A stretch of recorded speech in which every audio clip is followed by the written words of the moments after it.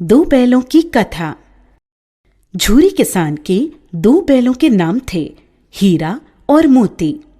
दोनों डील में ऊंचे, देखने में सुंदर काठी के और काम में दक्ष थे।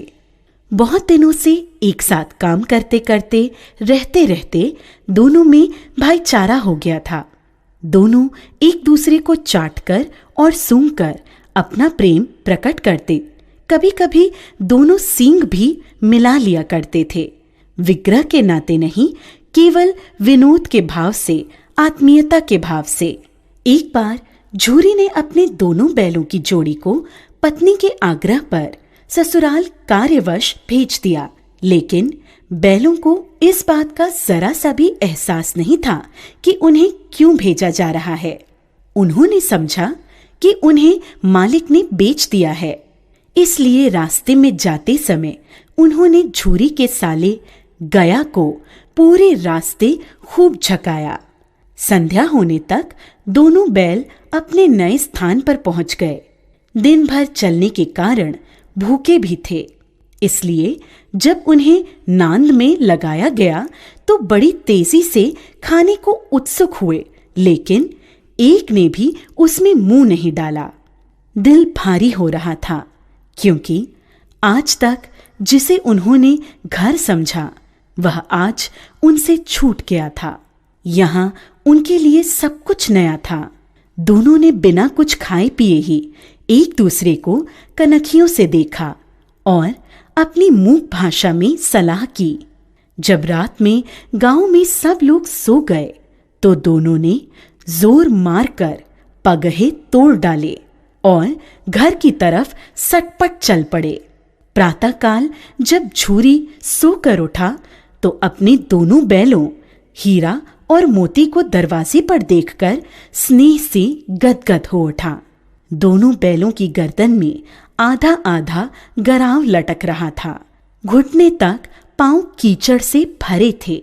साथ ही दोनों की आंखों में विद्रोहमय स्नेह छलक रहा था। झूरी ने दोनों बैलों को इस अवस्था में देखकर खुशी से दौड़कर उन्हें गले लगा लिया और उन्हें बार बार चूमने लगा। यह दृश्य बड़ा ही मनोहर था, लेकिन झूरी की स्त्री ने बैलों को द्वार पर देखा तो जल बुन उठी। बोली, कैसे नमक हराम बैल हैं कि एक दिन वहां काम न किया, भाग खड़े हुए। परंतु झूरी अपने बैलों पर यह आरोप न सुन सका और बोला, नमक हराम क्यों है? चारा दाना न दिया होगा, तभी तो भाग आए। स्त्री ने रोब के साथ कहा, बस तुम ही तो बैलों को खिलाना जानते हो, और तो सभी पानी पिला पिला कर रखते हैं। झूरी ने पत्नी को चिढ़ाने के ख्याल से कहा, चारा मिलता तो क्यों भागते। दूसरे दिन झूरी का साला गया फिर आ गया और इस बार उसने उन्हें गाड़ी में जोत कर ले गया, जिससे वे उसे रास्ते में परेशान न कर सकें। जबकि 2-4 बार मोती ने गाड़ी को सड़क की खाई में गिराना चाहा, पर हीरा ने संभाल लिया, क्योंकि गाड़ी गिरने पर चोट तो उन्हें ही लगती। हीरा ज्यादा समझदार था। संध्या समय घर पहुंचकर दोनों को मोटी रस्सियों में बांधा गया और कल की शरारत का मजा चकाने के उद्देश्य से उन्हें फिर वही सूखा भूसा दिया गया, जबकि अपने घर के बैलों को खली, चूनी सब कुछ दिया गया। दोनों बैलों का ऐसा अपमान कभी नहीं हुआ था, न ही ऐसा कभी खाने को दिया गया था। दोनों ने नांद की तरफ आंख तक न उठाई। अगली सुबह गया ने दोनों बैलों को हल में जोता, पर दोनों बैलों ने अपनी जगह से न हटने की कसम खा ली थी। वह मारते मारते थक गया, लेकिन उन्होंने वहां से अपने पैरों को टस से मस तक नहीं किया। इस प्रकार हार मानकर गया ने उन्हें नांद पर लाकर बांध दिया। दोनों के सामने आज भी रूखा सूखा भूसा ही डाला गया। दोनों चुपचाप खड़े रहे। घर के लोग अभी भोजन कर ही रहे थे कि एक छोटी सी लड़की घर से 2 रोटियां लेकर निकली और दोनों के मुंह में देकर चली गई। उस रोटी से उनकी भूख तो शांत होने वाली नहीं थी, लेकिन मानो दोनों के हृदय को एक अलग प्रकार की शांति मिली।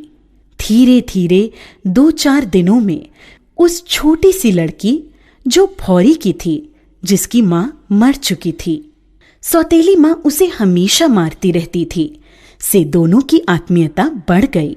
दोनों दिन भर जोते जाते, डंडे खाते और शाम को थान पर बांध दिए जाते और रूखा सूखा भूसा डाल दिया जाता। बस रात को वही बालिका लड़की उन्हें रोटियां खिला जाती। उससे उनकी दोस्ती हो गई थी। एक रात दोनों ने वहां से भागने की योजना बनाई। रात को जब लड़की रोटियां खिलाकर चली गई तो दोनों रस्सियां चबाने लगे, पर रस्सी मोटी होने के कारण मुंह में न आती थी। बेचारे बार बार जोर लगाकर रह जाते थे। तभी उन्होंने देखा कि घर का दरवाजा खुला और वह लड़की उनके सामने आ खड़ी हुई। दोनों सिर झुकाकर उसके हाथ को चाटने लगे। उसने दोनों के माथे पर हाथ फेरा और बोली, खोल देती हूँ तुम दोनों को, चुपके से भाग जाओ, नहीं तो यहाँ के लोग तुमसे काम करवा करवा कर मार डालेंगे। उसने दोनों के गराव खोल दिए और भागने का इशारा किया, पर दोनों चुपचाप खड़े अभी सोच रहे थे कि हमारे भागने पर इस बच्ची पर आफत न आ जाए। तभी वह चिल्ला पड़ी, दोनों फूफा वाले बैल भागे जा रहे हैं। ओ दादा, दोनों बैल भागे जा रहे हैं, जल्दी पकड़ो। यह सुनते ही दोनों वहां से भाग निकले।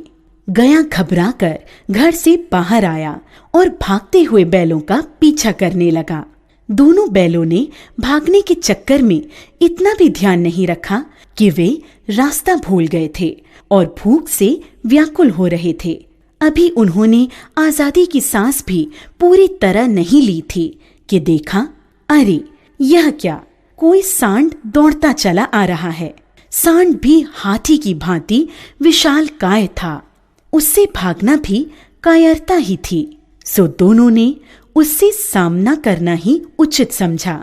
ज्यों ही सांड हीरा पर झपटा, मोती ने पीछे से उसे दौड़ाया। सांड जब उसकी तरफ मुड़ा तो हीरा ने उसे रगेदा। इस प्रकार सांड ने झल्लाकर हीरा का अंत करने की सोची। तभी मोती ने बगल से आकर सांड की पेट में सींग भोंक दी।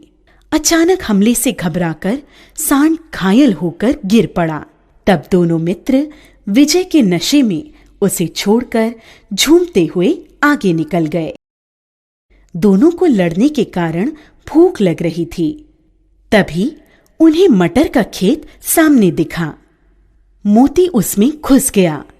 हीरा मना करता रहा, लेकिन उसने एक न सुनी। उन्होंने अभी 2-4 ग्रास खाए थे। तभी 2 आदमी लाठियां लिए दौड़ पड़े। दोनों मित्र दलदल में फंसने के कारण भाग न सके। उन आदमियों ने उन्हें पकड़कर काजी हाउस में बंद करवा दिया। जब वे काजी हाउस के अंदर पहुंचे तो देखा कि वहां कई भैंसें थीं, कई बकरियां, कई घोड़े, कई गधे, पर किसी के सामने चारा न था। सब जमीन पर मुर्दों की तरह पड़े थे। कई तो इतने कमजोर हो गए थे कि खड़े भी नहीं हो सकते थे। सारा दिन दोनों इस आस में टकटकी लगाए देखते रहे कि कोई चारा लेकर आएगा, लेकिन जब कोई नहीं आया तो हीरा के दिल में विद्रोह की ज्वाला दहक उठी। मोती से बोला, अब तो नहीं रहा जाता मोती, चलो यहां से भागने का कोई उपाय निकाला जाए। बाड़े की दीवार कच्ची थी। हीरा मजबूत तो था ही, रात का वक्त था। उसने अपने नुकीले सींग दीवार में गड़ा दिए और जोर का धक्का मारा तो मिट्टी का एक चिप्पड़ निकल आया। फिर तो उसका साहस बढ़ा और उसने दौड़ दौड़कर दीवार पर चोटें की। उसका साहस देखकर मोती ने भी उसी जगह सींग मारना प्रारंभ किया। काफी मेहनत के बाद आधी दीवार गिर गई। दीवार का गिरना था कि अधमरे से पड़े हुए सभी जानवरों में भी जान आ गई। सबसे पहले 3 घोड़ियां सरपट भागीं, फिर बकरियां निकलीं, उसके बाद भैंसें भी खिसक गईं, पर गधे अभी ज्यों के त्यों खड़े थे।